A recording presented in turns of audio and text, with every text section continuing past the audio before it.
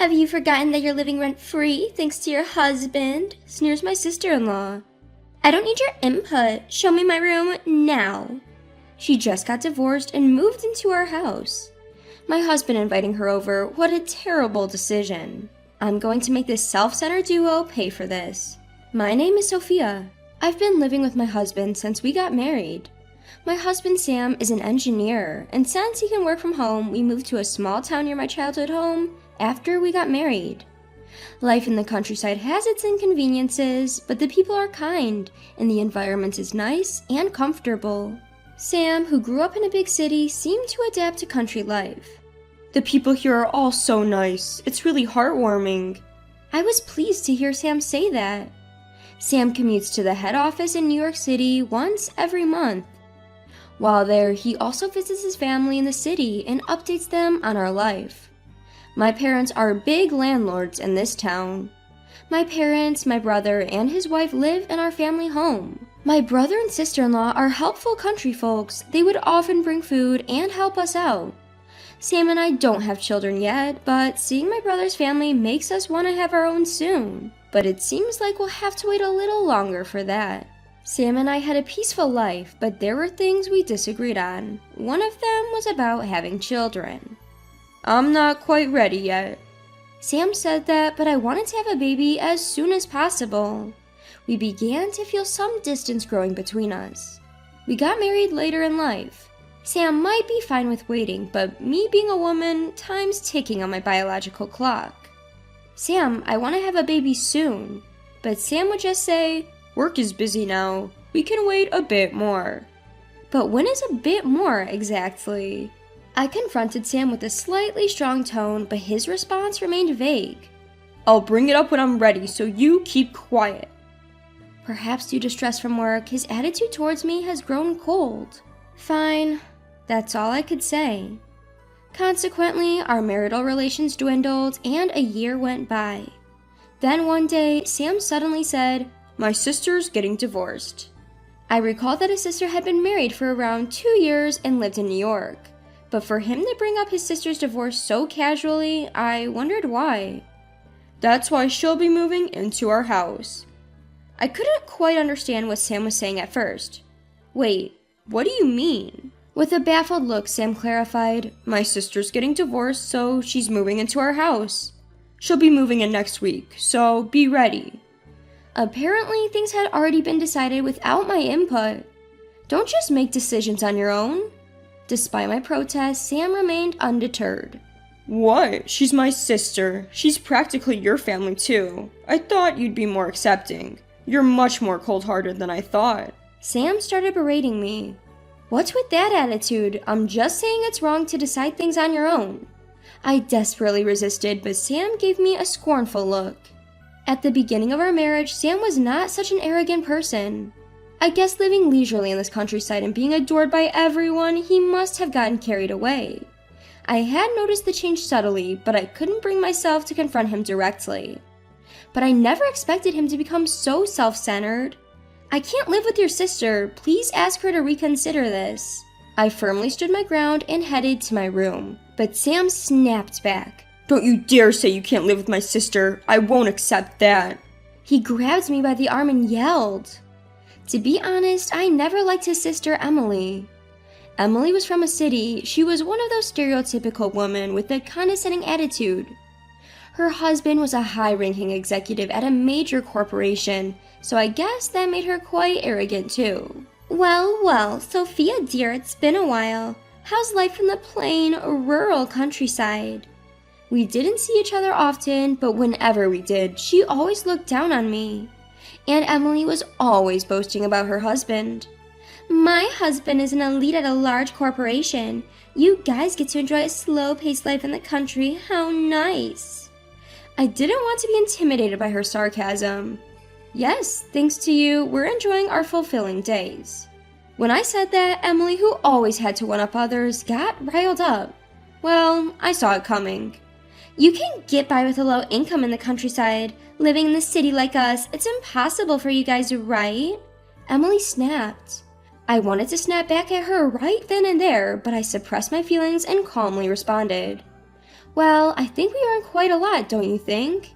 But I agree, the level of satisfaction of life in the countryside is far different from living in a city. Emily was momentarily at a loss for words, but she was quick to respond. Is that so? Enjoy your penny-pinching life, then. She really has some issues. I've never met anyone like her before. If I had to live with my sister-in-law, I wouldn't be able to take it. I had to prevent this no matter what. But since then, no matter how I tried to persuade Sam, he wouldn't listen. Just 2 days before his sister was due to move in, I got a call from her. I expected her to be rude as usual, but I had to answer. Hello? When I answered in a puzzled tone, Emily seemed annoyed.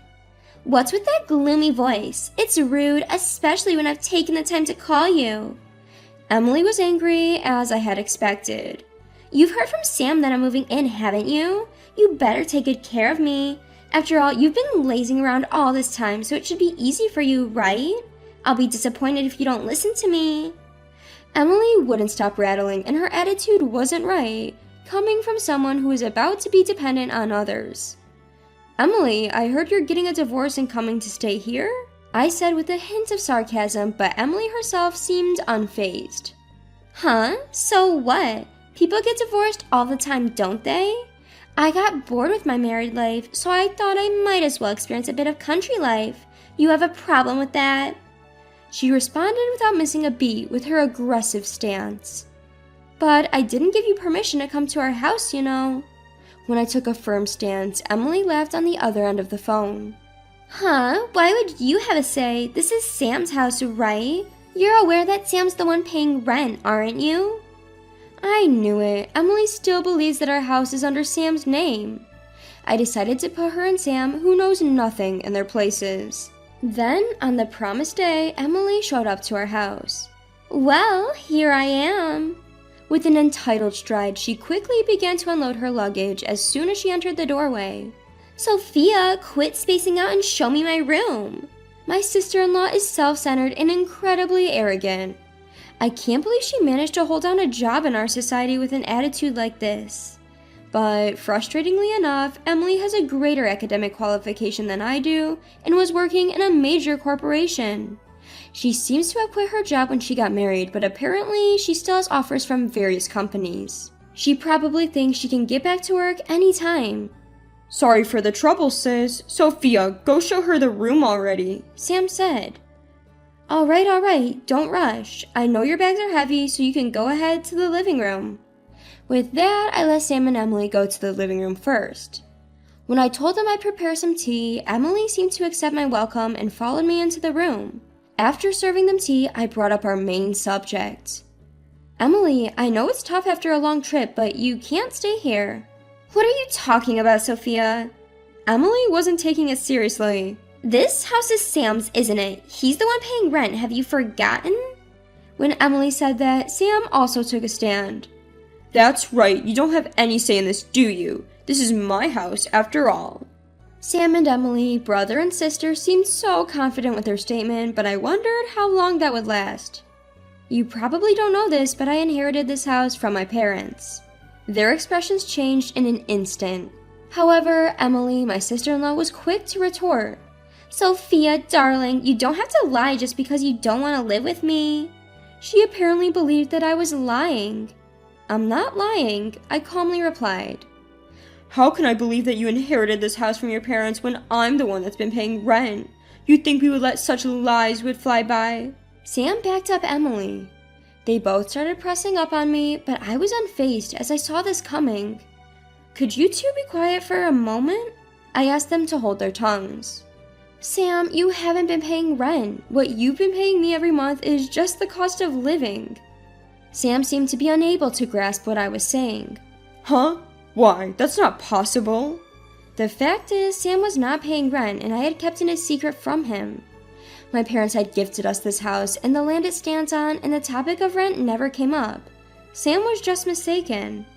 Sam, it's true that I asked you $1,000 a month, but there's no rent included in that.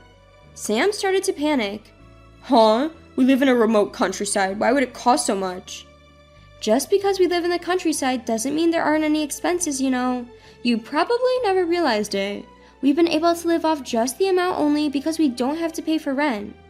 I sighed as I said that, and Sam got enraged.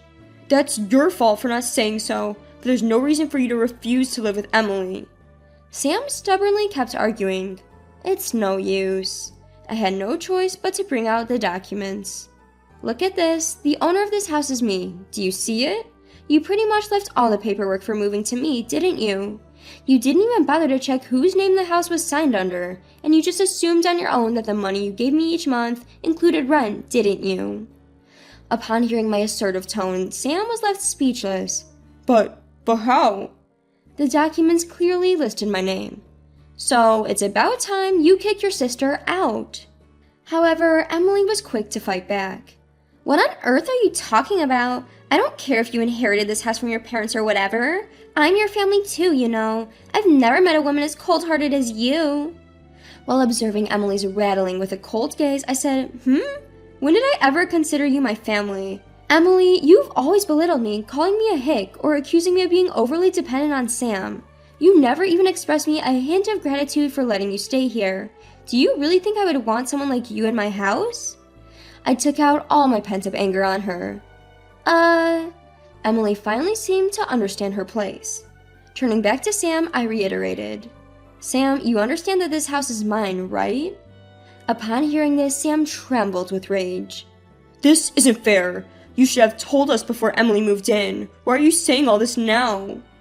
"You two were making all sorts of decisions without consulting me, right? So I did just the same. Any problem with that?" With this self-centered pair of siblings, I had to hit them hard with the reality. The one who seemed most flustered by this reveal was Emily.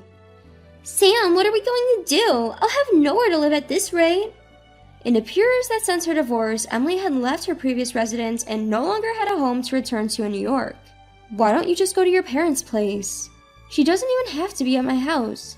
That's what I thought, but it seemed they had their own circumstances. "My parents are already set to move into a retirement home." It seemed they had sold off their family home completely, which is why she wanted to move into her brother's place, but I'm not letting that happen.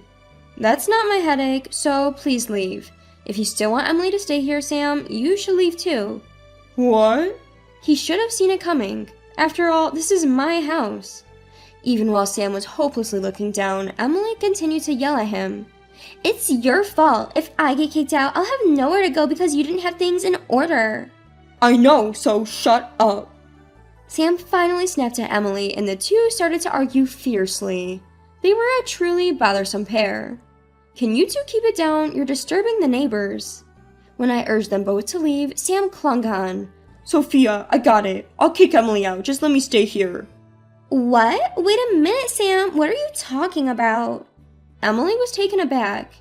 Ignoring Emily, Sam forcefully sent her away. Sam was now begging me on his knees while I looked down at him confidently. "You think begging will make me forgive you?" "I'm really sorry. I am." I had no intention of forgiving Sam. My discontent with Sam wasn't just over Emily. "You know, you've never really been here for me, have you?" Sam averted his eyes. "You're always too busy with work. You never even make time to talk things out with me. I can't keep up this marriage anymore." With that, I handed Sam the signed divorce papers. "Wait, just give me a chance to think this over." Sam didn't want to lose this life, but I had no intention of showing him mercy. "Just get out already." When I coldly told him off, Sam retorted, "You've got to be kidding me. Just because this is your house doesn't mean you can do however you please." I couldn't stand hearing such things from Sam, who tried to let Emily stay without my approval. "Please don't talk about me as if you're any better." I left him with that and returned to my room, leaving the divorce papers behind. After that, Sam and I finalized our divorce.